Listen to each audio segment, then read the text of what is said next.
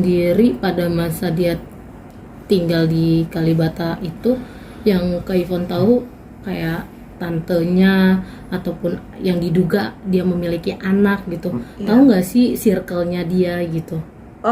Kalau di Kalibata dia pasti datang dengan teman-teman cowoknya kan gitu loh, karena dia nggak mungkin jalan sendiri. Yang aku tahu circle-nya dia ada beberapa temannya dia tuh yang memang dari Medan, dia kan anak Medan. Kadang dia nongkrong di kafe mana, temannya dia kasih tahu, Mbak Ivon aku lagi sama Rizky nih, kayak gitu. Ada lah beberapa temannya yang memang tahu Rizky lah, anak gitulah, anak gimana sih, anak muda nge-cafe lah, mungkin clubbing juga atau apa ya, biasalah anak muda dengan umur Rizky segitu. Tapi kalau dengan urusan tantenya dia dan sampai anak itu nggak bisa dibuktikan, dan memang aku nggak pernah dengar.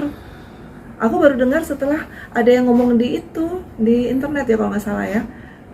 Ada yang bilang dia punya tante, ada yang bilang dia punya anak gitu kan. Bahkan tinggal di jadi Kalibata. simpenan seorang lawyer juga mungkin. Iya, gitu kan. lawyer di Kalibata, tapi bukan di Kalibata kali ya.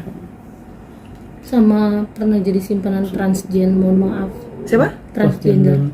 Transgender. Oh my god. Nah, itu dia yang aku sampai kasihan juga, masa sih Rizky kayak begitu. Dia tuh kan punya duit. Satu ya, dia bukan pemain figuran. Dulu mungkin pada saat awal-awal dia berkarir, dia berjuang, nggak punya mobil, hanya naik motor mungkin. Tapi setelah dia berkarir sampai dia punya apa sih namanya, honor yang lumayan gitu kan, masa jadi simpenan ya? Aku sampai bertanya-tanya juga ini benar apa enggak gitu loh. Yang bisa membuktikan kan Rizky nanti. Sama kalau misalnya memang ada yang mengakui gitu kan ya Mbak ya. Jadi kita hanya melihat aja nih, pengen tahu nih yang sebenarnya.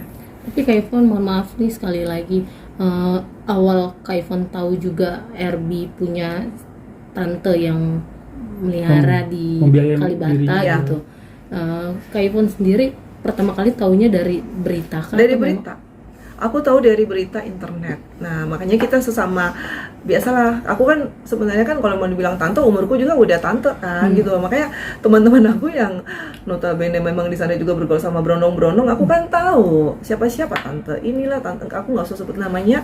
Ya, mereka kan sampai ya siapa ya? Sampai bingung kan. Sementara tante-tante di sana kan teman kita juga gitu loh di Kalibata. Iya kan? Siapa tuh tante sampai sekarang kita nggak tahu. Jadi kayaknya mungkin gosip aja kali ya Mbak ya. Tapi sempet nggak sih Kak Ivon sendiri dapat komenan dari fansnya gitu, banyak. yang menduga kira, mohon maaf, ke Kak Ivon yang Iya, justru itu yang aku mau klarifikasi ya Mbak. Jadi bukan aku yang jadi tantenya, karena di TikTok itu setelah aku posting aku sama Rizky, ya ini ya tantenya Rizky kali yang di Kalibata. Nanti dikira aku yang pelihara Rizky, tapi itu bukan sama sekali. Jadi aku ibunya Rizky di FTV, sering banget jadi ibunya dia. artinya memang Rizky zaman yang Kak Ivon kenal pun memang dia udah punya peran utama. Iya, zaman aku dia udah peran utama dan dia honornya udah bagus. Dia kontrak eksklusif selalu. Tapi kalau sering bergonta-ganti pasangan gitu, pacar, pas di masa mudanya sebelum menikah dengan Lesti, zaman tinggal di Kalibata, gimana tuh Kak Ivon? Kalau bukan sih, dia nggak pernah bilang dia tinggal di Kalibata sih Kak. Karena waktu itu pada saat dia udah peran utama dia kos. Tapi bukan di Kalibata, dekat di Kalibata. Itu yang dia bilang sama aku. Tapi kalau untuk ganti-ganti pacar gitu? Dia nggak bilang, karena aku juga kan waktu itu nggak ada berita tentang dia ganti-ganti pacar, karena dia anaknya waktu itu alim banget Mbak. Kalaupun memang dia tinggal di Kalibata, harusnya kan waktu itu dia minta dong, dia bilang dong, Mbak Ivon aku di tower sebelah Jasmine misalnya, di tower ini, tower itu kan, dia bilang dia kos dekat-dekat Kalibata City. Dan itu dimanajeri sama Derry, bukan Ricardo? Bukan Derry, sama Derry, bukan Ricardo. Dan di Lokso juga nggak pernah dia dekat sama perempuan-perempuan gitu misalnya, Ivon? Nggak ada dia dekat. Yang sama aku ya, waktu itu kan ada Dinda Kirana, dia bisa-bisa aja, dia ramah dan suka bercanda. Sempat main di Jodoh Wasiat Bapak juga ya Kak Ivon ya? Iya, kalau aku waktu jadi di Jodoh Wasiat Bapak itu aku season pertama sebelum Rizky Bilar, jadi aku ibunya Billy Saputra.